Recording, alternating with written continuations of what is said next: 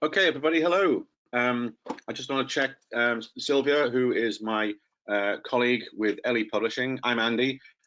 Sylvia, are we live now and ready to start? Yes, I confirm it. Okay, great. Ready to go.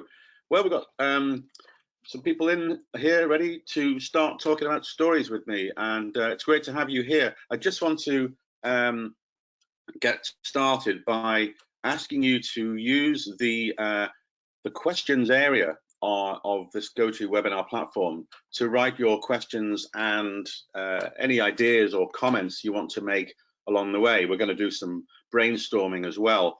Could I just quickly check this by asking you just to put in the country where, and city, if you like, where you are watching from in the questions area. Oh, you already started. Isn't that brilliant? Okay, good afternoon. Hello. Wow. Okay, yeah, okay, right. Whoa, a good mix already. All right. Okay. Anybody here from Peru? Because I'm asking because yesterday we did a very similar session to this in, well, I wasn't really in Peru, obviously, but Canada. Woo. All right. Some familiar names as well. The good thing about doing this is I feel like I've got to know people who come to these webinars with us at Ellie. That's great. And Raman from India. Okay, let's start. Okay, so you're all here. We've started. Tell me a story. Help me to grow. This session will be very much aimed at the primary classroom, and it's great to be here and have a chance to explore stories with you. But I do also say in these sessions, you know, even if you're not a primary teacher and you work in secondary and adult, or one day you will, or you have colleagues who do, I think it's important that we remember story isn't just for children. Of course, it's superb with children, and we're going to look at that in a moment why. But actually, I think it's important that we know that we communicate with stories all the time. Now, we're going to use classic stories today a little bit to show how we can use them as a vehicle for teaching new language, of course. But the thing is, we actually communicate in stories. If you think today already, if you had a conversation with anybody, I bet in there was some sort of narrative. You know, even if it was just like the bus was late, or somebody was rude, or something you saw on the television, or something that's going on at work, or some chat thing that's been happening that's created some drama. And I think I mention that because it's not just a thing for children that we teach storytelling. It's actually the backbone of a lot of communication that we do day to day. Yeah, we talk about the weather or how are you, and you know, functional language, but at the heart of the most engaging kinds of discussion are sharing stories with each other. And it doesn't have to be a long story. It could take 1 minute and you've created something there. And I put that flag in the ground early on so that we know that we're not just using stories to teach English because that's a child world thing to do. It's actually something that they're going to use for the rest of their communicative lives, and it applies in their own language too, as well as in English. Here's a nice picture I thought I'd put there to start. I don't know where it is. I found it on the internet, and it made me think of adventure and going into unknown imaginative lands. So quickly in the questions area, and I'm sure you're all highly skilled teachers with ideas. Just let's warm ourselves up with some key reasons for using story in the language classroom. Why do we use stories? What are their benefits? Put your answers, just quickly, one word, if you want, one word in the chat for questions. Why? Oh, somebody's passing comments, positive comments already. I can't read all of it. Oh, you like the way I'm sharing it. Thank you. Vocabulary, yes, it's a good context. Stories are a good context for teaching or revising vocabulary, remembering it. They're fun, yeah. They make the students talk, yes, they do. It's a very supportive way, and I'm going to show you how to do that with some materials. Motivating, yeah.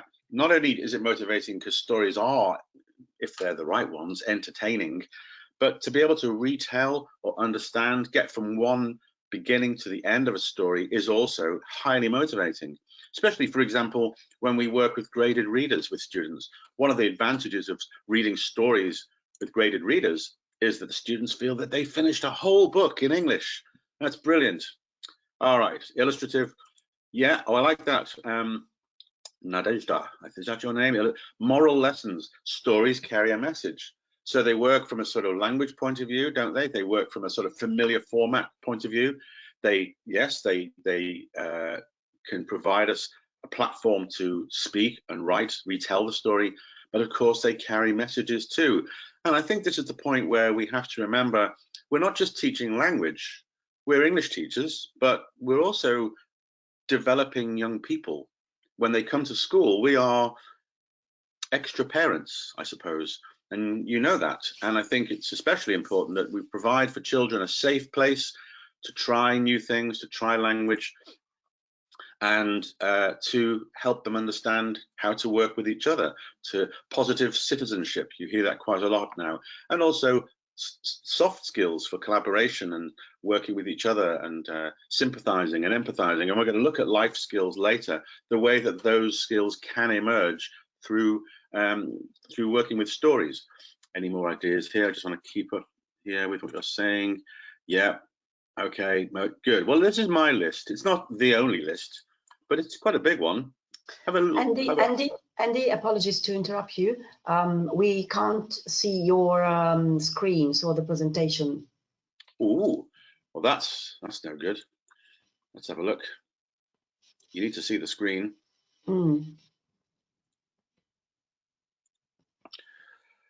Right.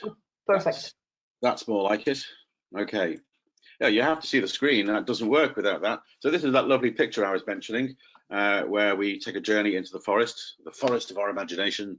And here is my list, okay, of the storytelling benefits. It's not definitive. There are many more. And if I missed any, well, you might want to add them. But this is what I put together to remind ourselves of the many benefits of using stories in ELT. Just take a moment to look at that now. And as you can see, it's a combination of linguistic, cognitive, and personal development, if you will, and knowledge. You know, we learn through stories, and also stories. You know, by working with stories so much, and I really emphasize here that we could use or should use stories much more.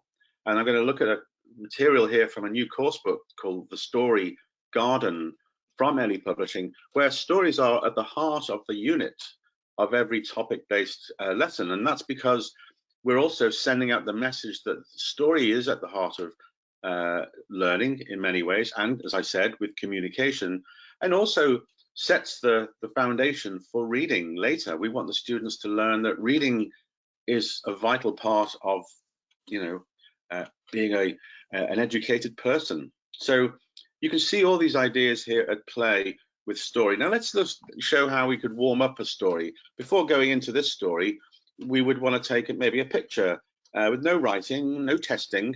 And I'm not even sure I want them all to speak only in English, despite what some schools do. I think I want all the students involved, not wondering if they know the English, because if they don't know English words for your questions, they might say nothing. And I want the class to be completely engaged, and then we can work back from the words they maybe didn't know. So I might want to say, well, I could actually go for the big question, which is, which story do you think this is? But that's really a question for teachers here. You know, which famous story is this?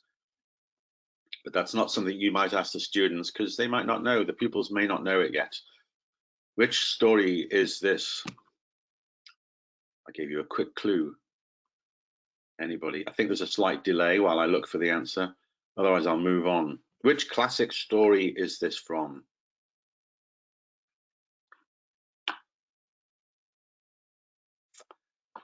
I'm going to move on. I think there's a delay on the chat. Well, we can see a young girl there. We can ask questions. I can actually see some answers then. Oh, there okay. Are some answers. Yeah. Oh, I can see it too. I scrolled down and saw it. Thank you, everybody. Thank you, Dora, La Chen, Carmen, and others. Yeah, sorry, I saw that now. Little Red Riding Hood. And we could ask students, you know, some questions early on. Maybe they don't know, we can teach her name, but let's start with some basics. What can they see in the picture? They can point to things and shout. They're all shouting like crazy now, aren't they, in the classroom? So you could just focus it and say, what animals can you see? All right, guys, what animals can you see in the picture? What animals can you see? I'm going to have a little look. What can you see in the picture? I know rabbits. Yes, I can see rabbits. Yeah, I can see a squirrel, bird. There's a bird. Yep. Where can I see participants' comments? You can see them in the questions area. If you look in the questions drop-down box of this platform, you can see what people are writing. But you can also add your own comment there. And of course, yes, the wolf. So I would elicit from the class, you know, what the animals are, what can they see, teach a few new words, keep them on the board if I'm in a physical classroom, or put them on our shared document if you're working in a remote teaching environment. But quite soon, I want them to notice that there is Mr. Wolf. And if you can't see him, there he is. Where is he? Where's my little pointer? My pointer isn't working. There he is. There he is. And what kind of words would we think of with Mr. Wolf? What kind of words to make them start to get feelings and respond to the story? Because we want them to respond to the story. Dangerous. Yeah. Scary. Yeah. Oops. And you know, ordinarily, what you could do, I mean, you could, as you can see there, what we're also teaching is colors and numbers. So you could also be pre-teaching if they haven't done colors. You could use the unit to see what's orange, what's purple, what can you point to something that's blue, what can you see that's green, how many blue things can you see? You know, there's a nice way of doing colors and numbers, but we want the students to start to wonder what's going to happen. Now, this is something that I think is quite important. When you look at a book like The Story Garden, where you typically have an opening page like this one, which shows you the vocabulary in the picture, and then you have a nice comic strip. All of the units and topics lead with a comic strip for the story. Now, one thing we could do, I'm going to do it now. Let's just get ourselves into the story. I'm going to simply play the audio, and the students, you can follow the story. Okay, so just follow the story with me, and then I'll explain something else about how I could approach this as a storytelling technique. Page 10, Activity 10. So follow the story. Hello, children. It's me, Mr. I'm sorry, I'm playing with a pointer here. Green. Listen to the story. Watch out for the wolf.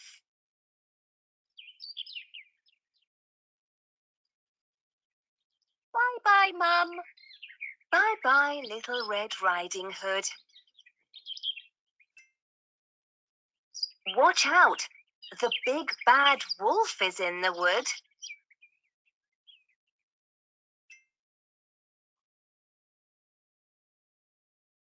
A red flower.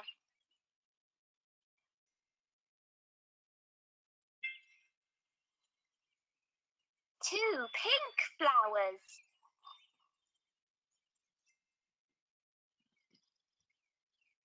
Three blue flowers. Oh! Hello, Little Red Riding Hood. What's your name? My name's Mr. Wolf. The big bad wolf? Yes, I'm the big bad wolf. Roar!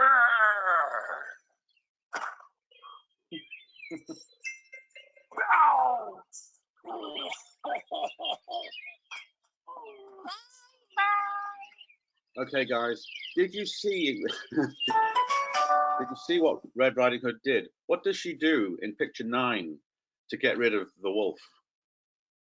Let me have a look. That's the bit I want the kids to see as well. What does she do? Okay, the wolf turns up. My name's Mr. Wolf. She kicks him, absolutely. She kicks him in the knee or the shins, and that's gonna hurt. Yeah, and of course you advise the children not to kick each other in the shins. But and I think this is what I'm doing here is that's one way in which you might do it. You show the kids that you open the books and then you play the audio and we all follow it together. Now, that's okay, but I may not want to do that because, for example, some children could be overwhelmed thinking, I'm not sure what's going on, the listening might be too difficult. So I think I would want to maybe scaffold this before they even look at the whole page of the book. So for example, what I've done, with copy and pasting tools, the book is available as a digital book. When you buy the book, you have a code and you can see on the platform, which I can show you later, digital versions of the books and pages and audio and even the video in the series. And you can just copy pages that you want. And for those of you who watch me present in other sessions, you'll see that what I love to do is approach course books as creatively as possible and to focus the attention of the students where I want their attention focused. Otherwise, they could be all over the place looking at the pages, wondering what's next, wondering if it's getting more difficult, or even just not even paying attention. So here, and of course with remote teaching, this has become very, very easy to do. I start here and I ask the students to kind of think about what's happening. I won't do this now because we don't really have the time, and it really works, very well in the classroom. What do they think's happening? Again, your school might have a policy of English only in the classroom, and I know that there's a general feeling that that's ultimately good for the kids to be immersed, even secondary students, only English, only English. But I'm not personally sure that's always ideal. For one thing, it's quite stressful to be continually using a foreign language in a classroom when you're a learner. You feel frustration building up, could even be intimidating. And also, and this is the thing I want to say most of all here, it means that some students or pupils may not contribute because they just don't have the language and they feel too shy. And then you may notice them and pick on them to maybe say something and they feel worse.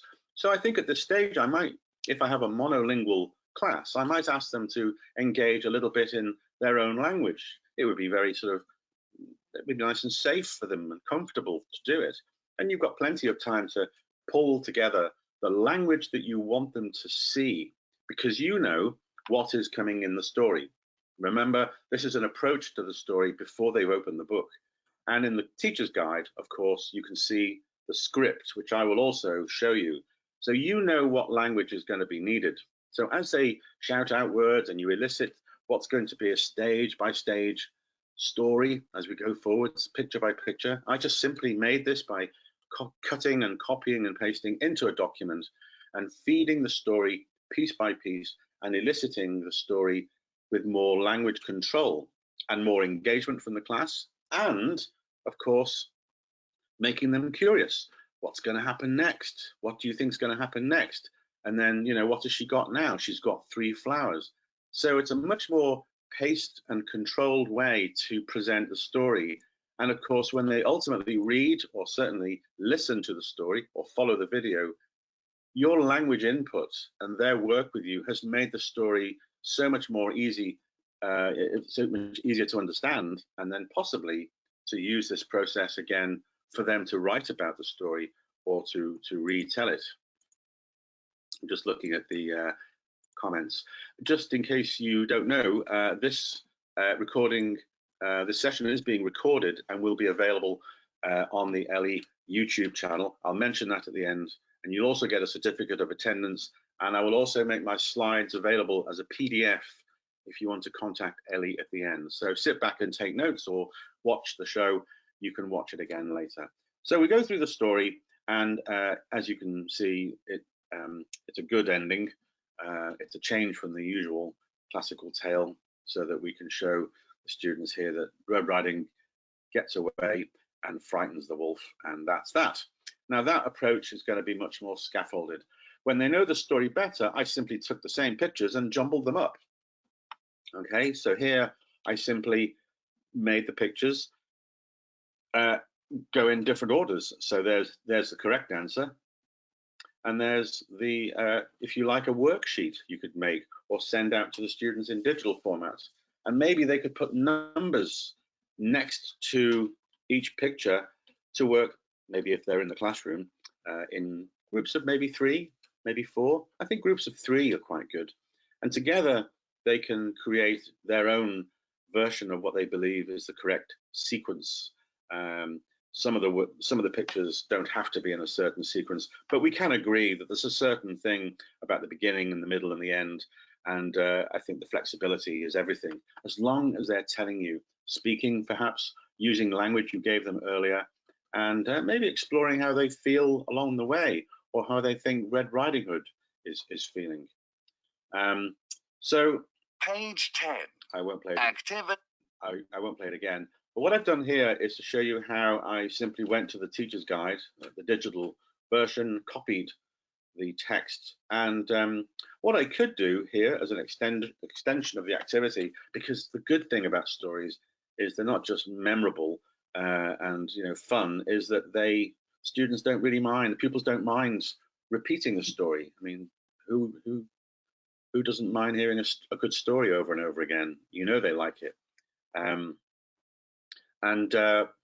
Here, for example, what you could do is, if you are in the physical classroom, once you do establish the numbers of pictures, you could get the students to cut them out, make big flashcards of the story. I think the story does have flashcards anyway, and you can stick the pictures with their numbers on the wall around the classroom in the correct order.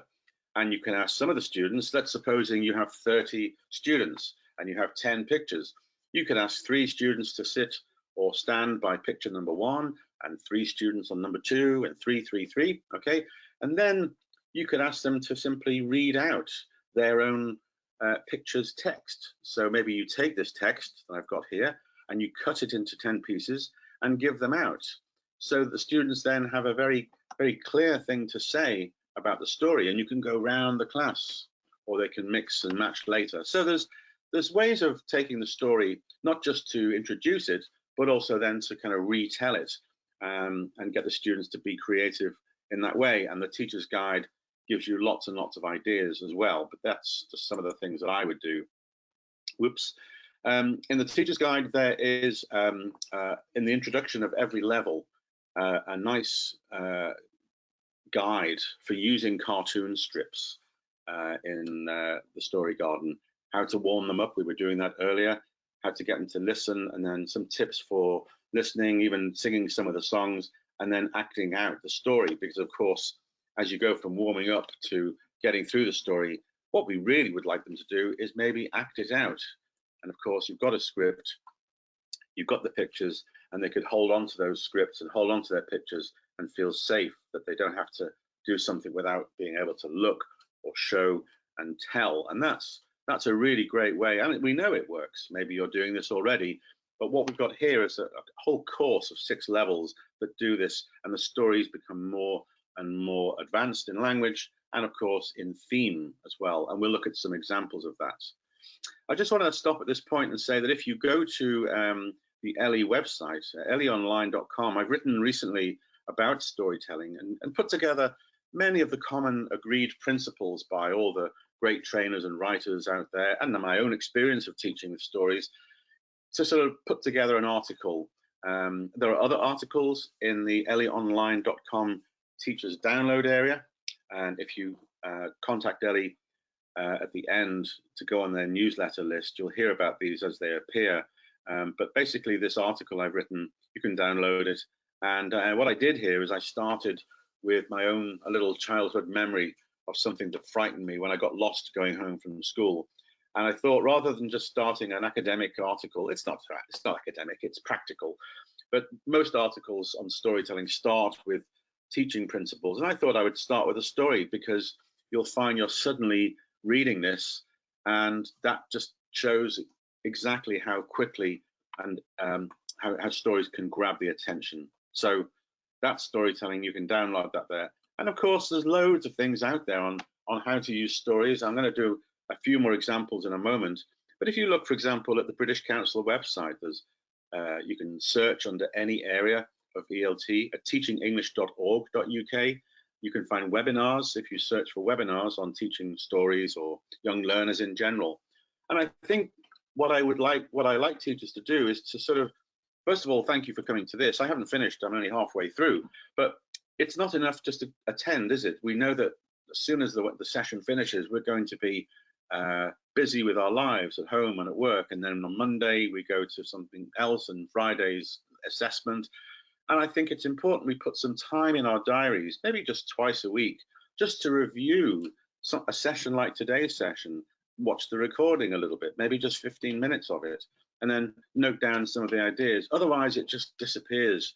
And I think this goes, well, this comes from years of going to conferences and coming back with notes that I don't look at. So I'd love you to go and look at these things, make a note in your diary to read about storytelling from other blogs and articles out there. Let's look at another example from another classic tale. Maybe you know this one. This is from The Emperor's New Clothes. And you can see there, again, a unit from this series opens up with a nice way to pre-teach the vocabulary with the sort of beginning of what will be the cartoon strip. There's a song here. We haven't got the time to sing this song, but if you have the audio with the book, or you go to the digital version of the book, you can sing the song with the students. And of course, they're doing the present continuous with the vocabulary of clothes. Now, what would I do here? Well, in the book, what you would do, and it's a beautifully designed book, of course, you simply look at pictures and you can see numbers with words, and then you have to point and identify, and that's okay. But again, how I look at this and I think, how could I do more with it? Well, what I would do here is I would, again, copy the picture by using my cut and paste tools, and then quickly make little white boxes to hide the words. Then I would maybe get the students to work a little bit in groups or pairs perhaps, to write down numbers 1 to 10 and put down any English words that they think will fit those numbers in those pictures, maybe their own language if they're stuck, because I want them to make a contribution, and then we can all work out together what the words are. And here we are. You maybe create little flashcards with these things, or the students can point. You can say, what's the king wearing? What's blue? What's pink? Can you see something that's orange? And then, of course, in the class, what are you wearing today? Who's wearing a green shirt? Who's wearing, blue trousers? So it's, again, a very typical opening lesson on clothes and colors. But what we're going to do here is apply that to the content of a story. Now, at this point, what I want to show you is the way the cartoon strips all have a video. And I'm going to quickly come out of my presentation and go to my digital version of the book and play you the video so that you can see how the students could work with you from a sort of multimedia perspective. Just let me play a little bit here.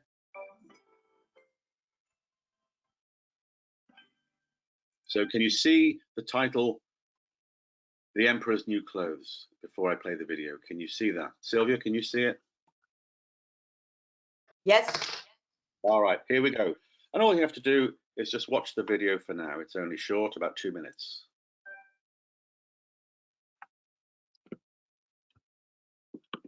A jacket, please. Here you are. I like it, but I want a red jacket. But Emperor, you're wearing a red jacket. It's a special jacket. Only intelligent people can see the real color of this jacket. Ah, really? Okay. And I need a shirt, a white shirt. Here is a beautiful white shirt. White? Oh, yes, it's white. Later, Emperor, lunch is ready. Thank you, James. James, do you like my red jacket? You aren't wearing a red jacket. Only intelligent people can see the real color of this jacket. Oh, yes, Emperor. Your red jacket is beautiful. James, fish and chips, please. Immediately, Emperor. Just quickly, there's a question coming up there about the age group. This series really is for the primary age group of perhaps 6 to 11 years. So I think we can agree this sort of content might be too childish for the older age groups. But as we watch the video, of course, what's also useful is you've got great intonation for the drama, you know, really wonderful ways. So one thing you could do with the video is to get the students to listen to a moment of speech and repeat it. Okay. Fish and chips, please. Immediately, Emperor. Immediately, Emperor. James, I don't like chicken. James, I don't like chicken. Now here I am on my own doing a webinar in my own room, but you could try that now in your own room. And of course, wonderfully, the experience is better in a classroom where you have the whole class doing it. James, I don't like chicken. Now, we're not trying to get kids to talk like in this over dramatic way, but I do think we know that stories are wonderful for characters, aren't they? And voices. And again, it's a wonderful way for pupils to practice their English. Okay, here a good model of pronunciation, British English here, you can see, and you know, hide behind the character. You know, something that's maybe for shy pupils, they realize they can maybe still be an active pupil by hiding behind the drama here. It might work for 11 years old, yeah, but the higher levels really, and I'll show some examples later. This is just for primary. This whole series is a primary English course. My Emperor, it's special fish. Only intelligent people can see it. And of course, you'll see from the story that you've got I like, I don't like. You can ask students, do they like chicken? Who likes chicken? You've got that, you've got colors, who's wearing, what can you see, what's on his head. There are so many things you can do. And of course, you have that message behind the story. And the message behind this story is really about his own confidence. You know, you just should not be influenced by what other people say. You know, he doesn't know what he's doing here. So the Emperor's New Clothes is quite an interesting tale with a message for them behind the story.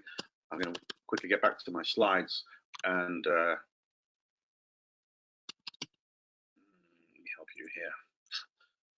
Take you to the cartoon strip, because what the cartoon strip does is it then consolidates the language. So, for example, we introduced the language early on with the picture, then we did some more work perhaps with the video. You could stop the video and start it.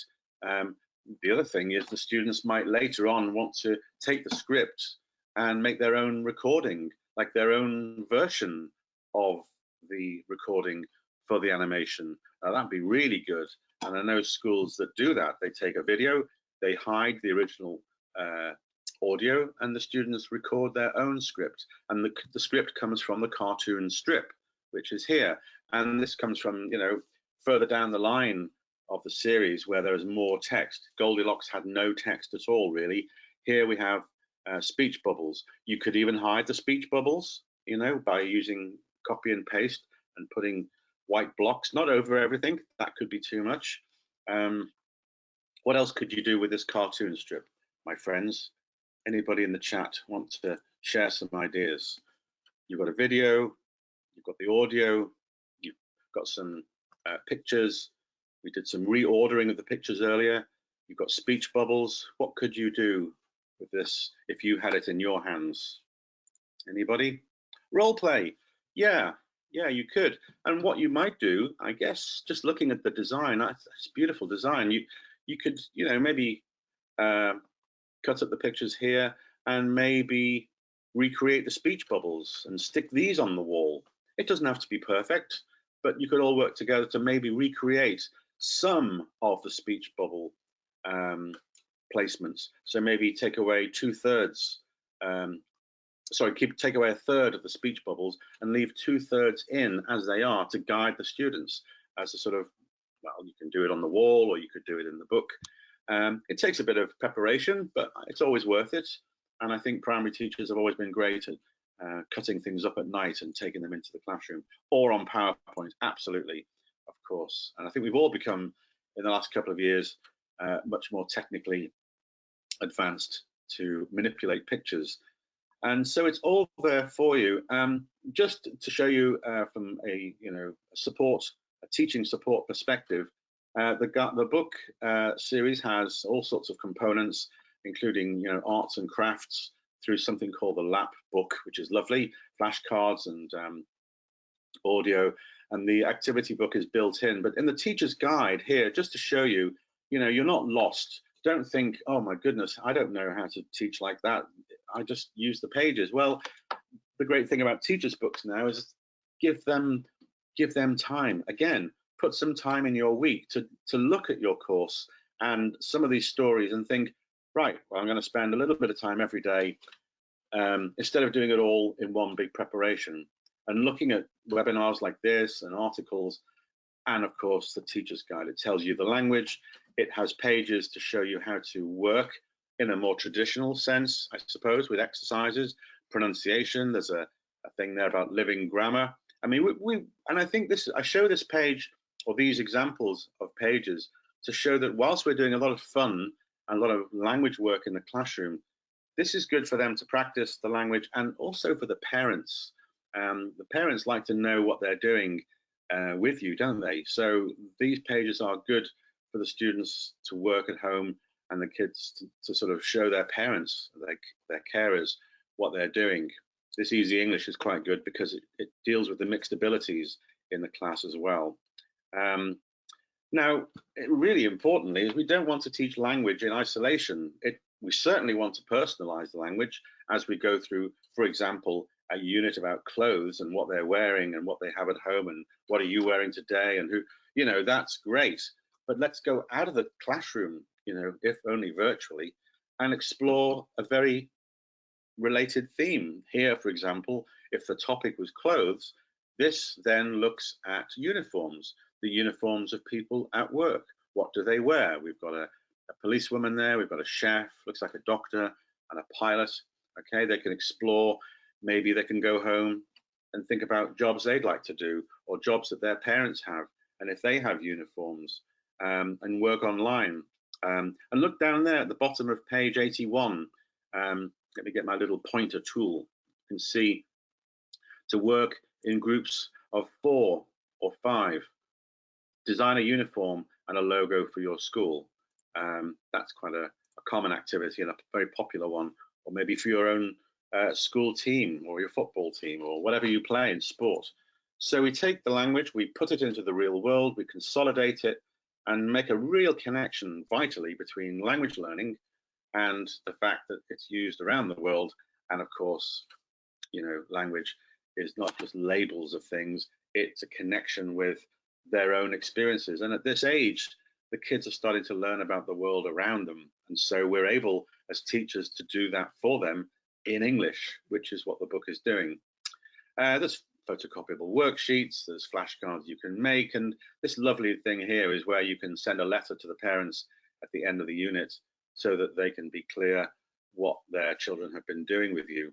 They may even end up doing the stories and singing songs with them. That's not uncommon. Here are some more examples of the sort of stories. A lot of teachers ask me, well, what other stories are there in this series that we can use? And this is a similar start to this one's The Little Mermaid. Again, for the younger, lower levels, we'll look at some higher levels in a moment. We've got, again, this is what we've got here. We've got places in the home, furniture. And a really good activity there is the students could take a picture of their own living room or bedroom and use the language here and make labels for their own pictures. Again, even young children can use bits of PowerPoint or copy and paste tools or whatever you use in your school to make a version of this for their own house. or their own fantasy dream house. So there's lots of ways to do this, but it's pre-teaching vocabulary for, in this case, The Little Mermaid, which, as you can see, follows once again in a familiar format of the cartoon strip. The teacher's guide would give you lots of ways to use it. It would have the script, you've got the audio and the video on the digital book.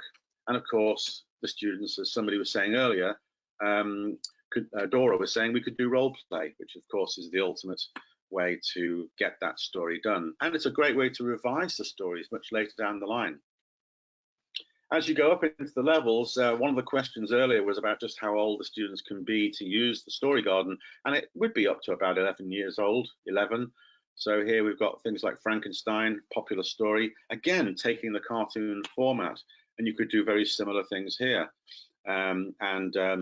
A very popular story topic is Sherlock Holmes, and with both Frankenstein, Little Mermaid, and here Sherlock Holmes, this is where you've got a great way to use the stories as a vehicle for language and skills practice, and then going into the real world, looking at the things that are related to these topics out in the real world, looking at the internet, looking around them, looking at pictures, taking pictures, but also using perhaps graded readers to consolidate and work more to know that this isn't just, so the kids know this isn't just a story for a course book. Sherlock Holmes and Frankenstein and these other stories are available to read in full narrative form. And of course, you might find appropriate versions of the films to play with them. And I know we all know that we do this. So it all fits in together beautifully. By way of quick reassurance for those of you who are wondering which stories are going to be available, here are the 6 levels and all the 6 stories in each of them. I won't spend too long there. This will be available later, but just at a glance, you can see that, you know, lots of classic stories moving from the very young ones up to the older ones there, and some favorites there. I always liked the Time Machine when I was a kid, and that's in level 6. And then you can talk about the future. Now, I just want to move into this final part of the session by talking a little bit more about the real world. Just read this from an article in the Telegraph, just moving from stories into what stories and teachers do for their kids. It says here from a recent article, just as important to us are so-called soft skills, character skills, the ability to get on with different people, to articulate yourself clearly, confidence, grit, which is like determination, self-control, and they're saying we're not seeing enough of this in kids coming out of school. And this is the part of the session where I want us to remember, even if it's primary school where we think it's just language and play and story, we are really setting the stage for teaching life skills, how to work with others, how to manage conflict, how to manage our own emotions and feelings. And stories make us feel different things. That's their intention. And to manage those feelings and to explore the feelings of others and how we're all different at different times. And I'm sharing this as like a sort of a bit of a sharp contrast to the playful world of stories to go into this sort of thing, what employers want. And I don't know how often you've seen a talk where we're talking about teaching English to young children and then going to get a job. I don't know, but at the end of school, they're going to get a job. They're going to have to work. And interestingly, and perhaps sadly, employers will expect your young learners or your later teens to have English. Because if you look at surveys of what employers want from students when they finish school, and it all starts in those primary years, is they don't ever list English at the top because they expect it. And I'm sorry that that's the truth. What they expect, and this is a recent top 5, are these skills. And these are the skills, for example, creativity and persuasion and collaboration, being adaptable and managing your time. That all belongs in our classroom teaching, and that goes alongside the teaching of English. If you're not learning these things in school, where are you going to learn them? And I think teachers all have a responsibility to develop that. And it's good to see that in most curriculum designs around the world, that is happening. You see life skills, soft skills being talked about all the time. So what I'm saying is we need to teach life skills alongside our English, because an education shouldn't be about just teaching facts. It's such a dangerous thing that including the UK, that so many systems of education lead us to teach our young people to be test takers. And we really don't want that. We want them, well, they have to satisfy the rules of the system at the moment. Systems can change, and I sometimes think that they should, because I think if you look at that list of employability, I think that an employer would like someone who's flexible, creative, collaborative, communicative, not just somebody who remembers all the facts, because we know that the computers can do that. And you could argue we're preparing our students to compete with computers, and the way that humans compete with computers is by beating them at the human game, which is to be human. And I think that sounds like a bit of a reach from teaching English at school for primary, but it really isn't, is it? English is a skill. It's not a subject. It's not a list of rules on its own. How are they going to use that English? And this is the point I often say to teachers in any country. Think about the last time you experienced with somebody in your own country, with your own language, miscommunication, misunderstanding, an argument perhaps. And was the miscommunication to do with having poor grammar and poor vocabulary? No, it was, I'm sure you are using perfect Spanish or Italian or whatever your language is, but all the right vocabulary, maybe some rude words, I don't know. But miscommunication can happen very often, not because of grammar or inaccurate use of language, but the way you've used that language. And that is why in stories we can see, even at a very basic level, the way characters interact, and they're not just using English to get English to be perfect. Because even with perfect English, whatever that is, and grammatically perfect, and all those words, you can still not communicate effectively. And that is why life skills belong in the English language teaching classroom. Communication is everything. It also leads us to the very important and ever more necessary skill of intercultural ability, working with others. So you may one day have students who go and work virtually with different people around the world, communicating in English, and misunderstandings may not be because of English. Everybody may have wonderful English, but the way they perceive the world, the values that they carry, and the way that we experience other people's value systems are at play. And that can feel like, for some teachers, like a real stretch away from teaching English tomorrow, like the present simple with words about clothes. But actually, this is also vital when we're teaching communication skills. So the activities and the skills should be meaningful for the students. They learn English, they learn about the world around them. For example, we looked at clothes and uniforms, and then maybe what would it be like to be communicating with others? And these are the life skills that often come up. And these are the ones that have been recently brought into this series called the Story Garden. Moving quickly, because I think many teachers have seen these lists now. And I've been to so many schools around the world, and I see these words and expressions posted around corridors. So I know that you're teaching it now. And I'm pleased to show you some examples that go alongside these stories, that as you move through the units, then you can see there are opportunities to do life skills in English. This is from an earlier unit. Which one we're doing? Just generally being polite, being a good person, thank you and please. We've also got thinking about your own ability to come back from making mistakes or improving yourself. Think of something, this is at the bottom now, think of something you want to learn to do well. Make a poster to encourage you to improve. Put it on a wall in your bedroom, look at it every day and practice, because practice makes perfect. So that's the sort of thing that does happen in school. We are teaching these things, but now they can see it for themselves and capture it on a page, maybe do some drawing, maybe give their own versions of, in this case, supporting their own learning, boosting their own morale. Higher up the levels, we were saying here, effective communication. We can do that too. Again, we've got some cartoon strips. And now you can see as the levels have got older, that we've got older looking children in there. to be more appropriate for the age group. And I think this is a really important one for certainly the times we've been in, which is the last couple of years of a pandemic.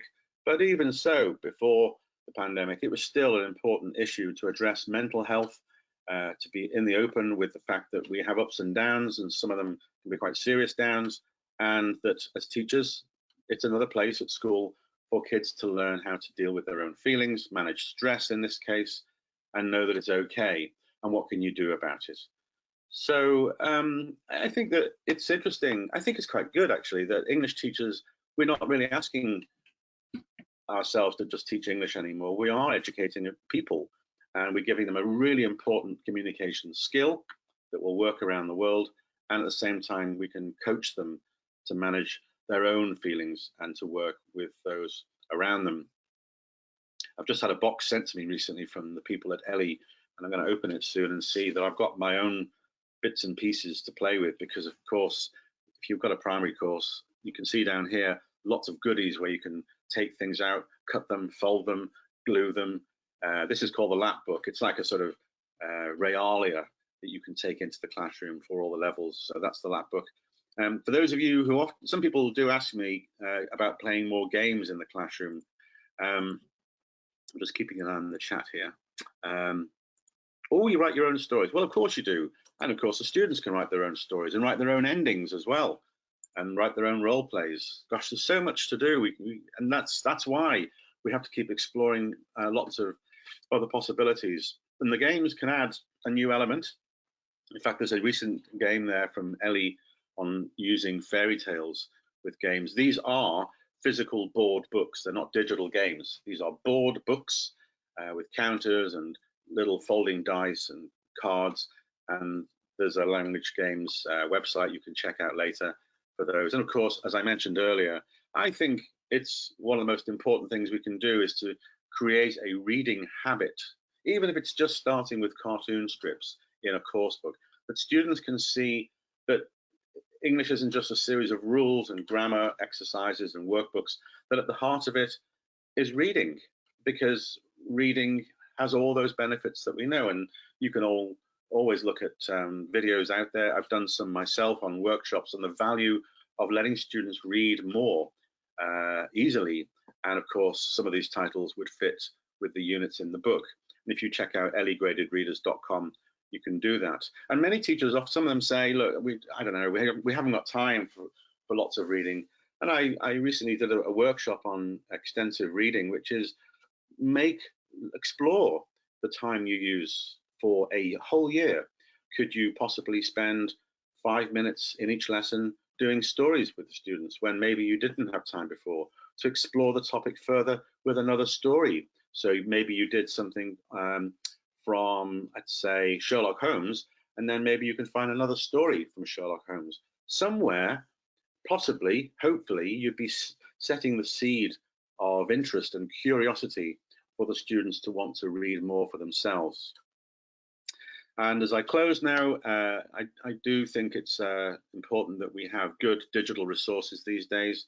So when you have the books, you can use the digital hub from Ellie, which if I just quickly show you, looks like this. I come out of that book,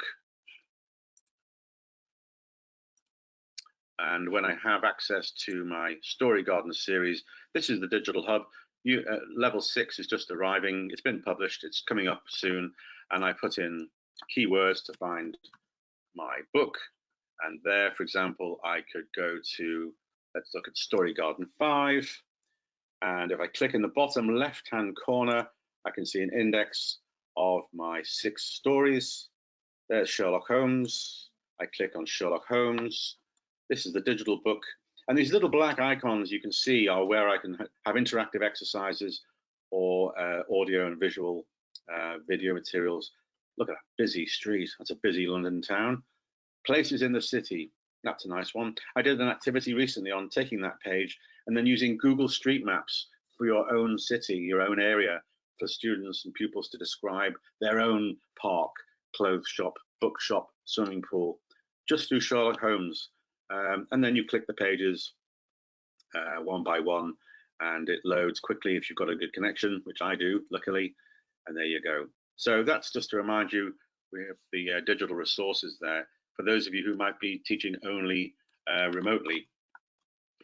So that's all I can do today before I can take any questions. It's all come from a series called the Story Garden, which is a primary course of pre-A1 up to A2 level for 6 to 11 years. And when you've attended this, now you've attended it, you will receive a certificate of attendance. Congratulations. I don't think it looks like this, but it'll be just as valuable. And if you want to see a recording of this session and others that we've done, not just by me, but by others in other languages too, if you teach other languages besides English, go to LE Multimedia at YouTube and you can follow it there. So here are the contact details for anybody who would like to keep in touch. My details are there too. I'm more than happy to answer any questions now for a few minutes and take any emails later if you want me to share other things with you that would help you teach young learners in general, not just stories. Let me just see here. Any questions you want to ask me? Like I said, some people ask me, how can I do more stories, you know, when this is not enough? Well, you could use graded readers to go back and find, at the back of the graded readers, you can often see which topics and which language structures are being used. So you could do a story again to revise language from the course book without repeating the same exercises. That's one thing that I get asked quite a lot. And the kids like that. And again, it does perhaps send the message just how important stories are. Are there any other questions there? Anybody want to ask a question? Or I've maybe forgotten to see what you were saying earlier. I need more time as a teacher. That's a really important area. I hear that quite a lot. Well, that's the big dilemma that we all have. There's never enough time. One thing that I would say is that, and again, you know, you can always contact me or look out there online for things, is to explore meaningful and easy ways for the students to do more practice. Because, you know, we talk about the time we have in the hours per week, and then often the homework that we give students is difficult. Well, maybe if we give them more homework, but half of that is super easy, that motivates them. And who says that, you know, practice has to be difficult all the time? The sense of a lack of time in the school syllabus makes us feel that everything should be difficult. But if you give students, for example, lots of easy reading, that's fine, because it still gives them an exposure to the language. They can carry on without stopping, and that's motivating, and it has a powerful way of consolidating language. So when you feel you don't have enough hours, you can give the students more to do, but don't make it difficult. Make it exciting and easy. And that also sends the message that learning a language takes time, can be hard, but can be easy too. All right then, any more questions before I go? We've got maybe one more minute. Anything there? Let's see if I can find any more questions. Yeah, you're right. Thank you all for coming. And somebody is saying here, it's good to be with others around the world, certainly if we're working virtually like this, but sharing, you know, and you know, if you go to the Facebook page for Ellie, you'll see us sharing other people's ideas there for helping everybody around the world. Yes, Sylvia.